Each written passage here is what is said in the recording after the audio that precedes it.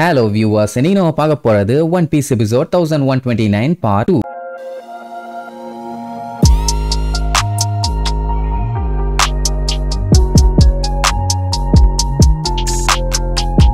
Open பண்ணா போன பாட்டுல குமா எப்படி பிறந்தாருன்னு காமிச்சாங்கல்ல, அப்படியே ஒரு 4 வருஷத்துக்கு அப்புறம் அந்த சோர்பத் கிங்டம்ல இருக்க சர்ச் ஒன்னு காட்டுறாங்க. அங்க மக்கள் எல்லாம் பிரேயரை முடிச்சுட்டு கிளம்புறாங்க. கிளம்புனதுக்கு அப்புறம் குமாவோட அப்பாவும் அம்மாவும் சரி ஓகே சர்ச்சை கம்ப்ளீட்டா கிளீன் பண்ணிட்டு அதுக்கப்புறம் நம்ம சாப்பிடலாம், ஃப்ரெஷ்ஷா ஹார்வெஸ்ட் பண்ண பொட்டேட்டோ கிடைச்சிருக்கு அப்படின்னு உடனே குமாக்கு செம ஹாப்பி. முட்டையில மொசக்கி போட்ட மாதிரி மட்டையை வச்சிருக்கானே, இதுதான் நம்ம குமா. சோ இப்படி இவங்க ஜாலியா பேசிக்கிட்டு இருக்கும்போது யாரும் அறக்க பறக்க வந்து சர்ச் டோரை ஓபன் பண்ணுவாங்க. யாருன்னு பார்த்தா குமா பிறக்கிறதுக்கு ஹெல்ப் பண்ணாரே டாக்டர், அவரு தான் அழுதுகிட்டே வந்து கதறுவாரு, சீக்கிரம் நீங்க எல்லாரும் இங்க இருந்து ஓடிருங்கன்னு. என்னடான்னு கேட்டா கவர்மெண்டோட மினியன்ஸ் ஹாஸ்பிட்டலுக்கு வந்தானுங்களாமா. அப்படின்னா என்ன, இவங்க என்ன கேஸ்ட் என்னங்கறத அவங்க கிட்ட அவரு உளறிட்டாரு. அதனால கதறி கதறி அழுவாரா. டாப்னு வந்து அந்த டாக்டரை ஒரே மிதி, அப்படியே கோட்டு சூட்டு போட்டுட்டு ஒரு கூட்டம் எல்லாம் வரும். குமாவோட அப்பா பார்த்துட்டு உங்களுக்கு என்னடா வேணும்னு கேட்டா வாய மூடிட்டு எங்க கூட வந்து இல்லன்னா போட்டுருவோன்னு சொல்லி கன் பாயிண்ட்ல அரெஸ்ட் பண்ணிடுவானுங்க. என்ன பண்றது, ஃபேமிலி இருக்குது இல்ல, இல்லன்னா கூட அவனுக்கு எல்லாத்தையும் அடிச்சு போட்டு ரோட் ரோலர் ஏத்துற மாதிரி மேல உருண்டிருப்பாரு. அவருக்கு என்னன்னா இவரை புடிச்சிட்டு போனா பரவாயில்ல,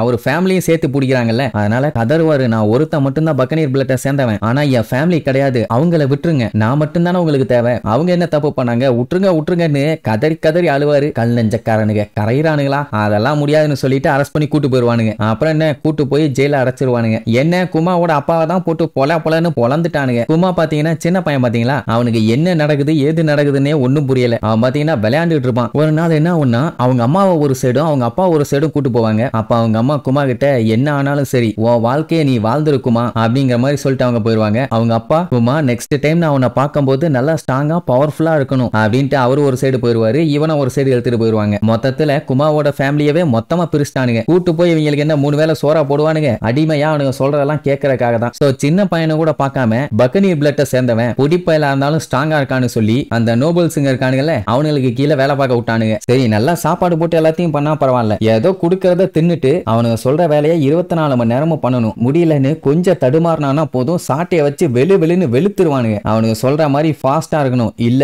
அடி விழுந்துகிட்டே இருக்கும். இப்படி குமாவை சின்ன பையனு கூட பார்க்காம பயங்கரமா கொடுமைப்படுத்துவானுங்களா. அவனும் என்ன பண்றதுன்னு தெரியாம கதறி கதறி அழுவான். அந்த டைம் தான் ஒரு நாள் அவனுக்கு அவங்க அப்பாவை பாக்குற சான்ஸ் கிடைச்சிருக்கும். அவரையும் பாத்தீங்கன்னா உரின்னு உரிச்சிருக்கானுங்க, பாடி ஃபுல்லா ரத்த காயம் தான். ஆனா அவரு அதெல்லாம் வெளியில காட்டிக்காம பரவாயில்லையே குமா நல்லா ஸ்ட்ராங்கா வளர்ந்துட்டியே, நீ ஓகே தானா நல்லா இருக்கியான்னு கேட்டா என் மாஸ்டர் ரொம்ப நல்லவரு, என்னை நல்லாவே பாத்துக்கிறாரும்பா. சோ அடிமையா இருக்க கம்ப்ளீட்டா ட்ரெயினே பண்ணிட்டானுங்க. சரி அப்பாவை பார்த்தாச்சு, அம்மா எங்க அப்படின்னு கேட்டா அவங்க அப்பா அப்படியே கொஞ்ச நேரம் சைலண்டா பேசாம இருப்பாரா. வயலுக்கு அப்படியே திக்குன்னு இருக்கும். அப்புறம் தான் மேட்டரை சொல்லுவாரு, அவங்க அம்மா இறந்துட்டாங்களாமா. நீ ஒண்ணு அவங்கள நினைச்சு கவலைப்படாத, இப்ப அவங்க ஹெவன்ல இருப்பாங்க, இங்க இருந்து அவ கஷ்டப்படுறத விட அவ ஹெவன்லயே சந்தோஷமா இருப்பா அப்படின்னு பையகிட்ட கொஞ்சம் நாசுக்கா ஃபீல் பண்ணிக்கிட்டே சொல்லுவாரு. அவங்க அம்மா செத்துட்டாங்கன்னு தெரிஞ்ச உடனே கதறி அழுவான். இவன் அழுகிறத பார்த்துட்டு அவங்க அப்பா அழுக அந்த இடமே ஒரே கண்ணீர் கடலா இருக்கும். அப்ப உடனே அவனும் அவங்க அப்பா கிட்ட நம்மளும் இங்க இருந்து கஷ்டப்படுறத விட பேசாம செத்து போயிடலாமா. ஆனா அவங்க அப்பாக்கு இன்னுமே நம்பிக்கை இருக்கு, வாரியர் ஆஃப் லிபரேஷன் வந்து கண்டிப்பா நம்மளை காப்பாத்துவாருன்னு, அதான் அந்த சன்கார்டு நிக்க வருவாருன்னு கான்பிடென்ட். அது யாருன்னு நம்ம பையலுக்கு தெரியாதுல்ல. சோ எப்பப்பெல்லாம் டைம் கிடைக்குதோ சன்கார்டை பத்தி கதையா சொல்லுவாரு. அவர் ஒரு லெஜெண்டரி வாரியர், அவரு நம்மள மாதிரி அடிமைகள் எல்லாத்தையுமே காப்பாத்தி அவங்களுக்கு சுதந்திரம் வாங்கி கொடுப்பாரு. இந்த பறந்து விரிஞ்ச கடல்ல சுதந்திரமா சுத்தணுங்கிறதா அவரோட எண்ணமும். என்ன மனுஷன் எப்ப பார்த்தாலும் சிரிச்சுக்கிட்டே இருப்பாரு, அதே நேரம் மக்களையும் சிரிக்க வைப்பாரு, அதுவும் இந்த மாதிரி ஒரு ரிதத்துலதான் சொல்லிட்டு அந்த மியூசிக்கை வாயில வாச்சிக்கிட்டே ஆடுவாரு தந்தொத்தான்னு. குமாவும் அவங்க அப்பாவும் ஹாப்பியா இருக்காது, அவங்க 2 பேரும் ஒன்னா இருக்கும் போது மட்டும்தான். இப்படி 2 பேரும் சந்தோஷமா சிரிச்சுட்டு இருக்கும் போது பட்டால்னு ஒரு கன் ஷாட் சவுண்ட். யாரான்னு பார்த்தா ஒரு செலஸ்டியல் டிராகன் கன்னை வச்சு அவங்க அப்பாவை அசால்ட்டா சுட்டுட்டான்.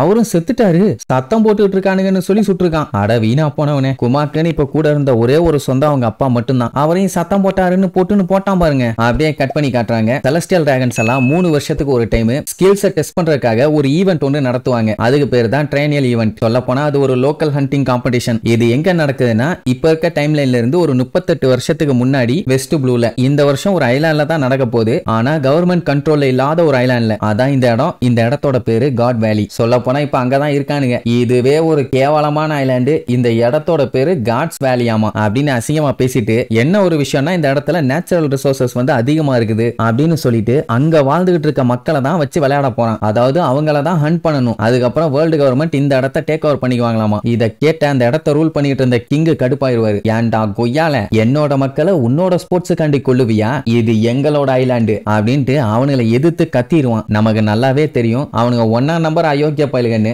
ஆப்போசிட்ல நின்னாலே கத்துவானுங்க. இப்படி பேசின உடனே பச்சை பச்சையா திட்டிட்டு இருப்பானுங்க. அந்த டைம் திடீர்னு ஒருத்த வந்து ஒரே போடு, அவ்வளவுதான் அந்த ஆளு காலி. வெட்னவன் யாருன்னு பாத்தீங்கன்னா செயின்ட் கார்லிங். சொல்ல போனா இந்த போட்டியோட டாப் கண்டென்டரே இவன் தான். அதனாலேயே இவன் -10,000 பாயிண்ட்ல இருந்து ஸ்டார்ட் பண்ணுமாமா. அவன் என்னடான்னா ஓவரா சீன் போடுவான். ஒன்னுத்துக்கு ஆகாதவனுக்கு இந்த காம்படிஷன் வந்தா கொஞ்சம் இன்ட்ரெஸ்டிங்கா தான் இருக்கும். நான் பாத்துக்கிறேன்மா. இவனோட ஃபுல் நேம் பாத்தீங்கன்னா ஃபிகர்லேண்ட் கார்லிங். ஹோலி நைட்ங்கிற பொசிஷன்ல இருக்கான். என்னதான் அவனுக்கு பாயிண்ட்ஸ் மைனஸ் கொடுத்தாலும் அது எல்லாத்தையுமே அவன் அசால்ட்டா தாண்டிடுவான்னு அங்க இருக்க எல்லாத்துக்குமே நல்லா தெரியும். சோ அங்க இருக்க ஏகப்பட்ட மக்கள், கிரிமினல்ஸ், அப்புறம் பிரச்சனை பண்ற ஸ்லேவ்ஸுங்கன்னு ஏகப்பட்ட பேர்த்த ஜெயில அடைச்சு வச்சிருப்பானுங்க ஹண்டிங்காக. அதே நேரம் நம்ம குட்டி பையன் குமார் இருக்கான்ல, அவன் அடைச்சு வச்சிருக்க ஜெயிலோட கம்பியை அப்படியே பொழந்துகிட்டு வெளியில போயிருவான். அதை வந்து பார்த்துட்டு மிரண்டுருவானுங்க. எவன்டா இவன் கம்பியவே பொழந்துட்டு போயிருக்கான், அவன் மனுஷனே இல்ல மான்ஸ்டர், ஒரு அடிமை தப்பிச்சுட்டு அவனை எப்படியாச்சும் பிடிக்கணும்னு சொல்லிட்டு ஜெயிலுக்குள்ள இருக்கவனுங்களை போட்டு கத்து கத்துன்னு கத்துவானுங்க. உங்க கண்ணு முன்னாடி தான்டா தப்பிச்சு போனா ஏன்டா விட்டீங்கன்னு, எங்களை மன்னிச்சிருங்க எதுவும் பண்ண முடியலன்னு சமாளிப்பானுங்க. நீங்க தானே கோட்டை விட்டீங்க, நீங்க தான்டா புடிச்சிட்டு வரணும், இல்லன்னா எல்லாத்துக்கும் சங்கூதிருவோம்னு சொல்லி மிரட்டின உடனே வேற வழி இல்லாம புடிக்கிறதுக்கு கிளம்பிடுவானுங்க. இங்க அந்த குட்டி பையன் குமா பாத்தீங்கன்னா ரொம்ப மனசுடைஞ்சு போய் கதறி கதறி அழுதுட்டு இருப்பான். ஏன்னா அவனோட அம்மாவும் இல்ல, அப்பாவும் இல்ல, இப்போ எங்க போகணும்னு கூட தெரியல.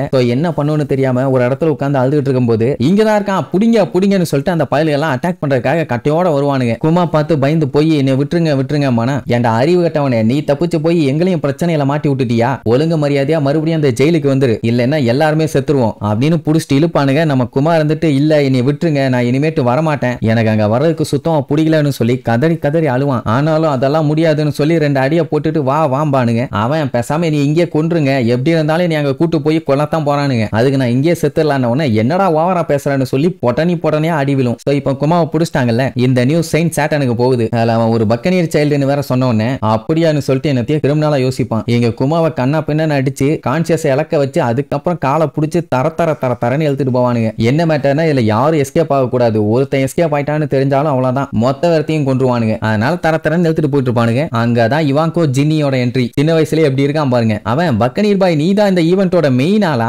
பார்க்க நல்லா பெரிய சைஸ்லயே இருக்க, கேள்விப்பட்டேன் உன் உடம்புல ஜெயண்டோட பிளட் ஓடிட்டு இருக்குதுன்னு. அப்படிங்கும்போது ஜின்னி வந்துட்டு என் அண்ணனும் இப்படித்தான் பெரிய சைஸ்ல தான் இருப்பான் அப்படின்ன உடனே ஆமா ஆமா அவன் மூஞ்சி மட்டும் தான் அப்படி இருக்கும். இப்படி ஜாலியா அவங்க பேசின உடனே அவனுக்கு கடுப்பாயிருவானுங்க. என்னடா விளையாண்டுட்டு இருக்கீங்கன்னு. ஒரு விளையாட்டும் இல்ல, நீங்க எல்லாருமே கஷ்டப்பட்டு இருக்கீங்கன்னு தெரியுது, உங்க லைஃபை நீங்க என்ஜாய் பண்ணணுமா சொல்லுங்க.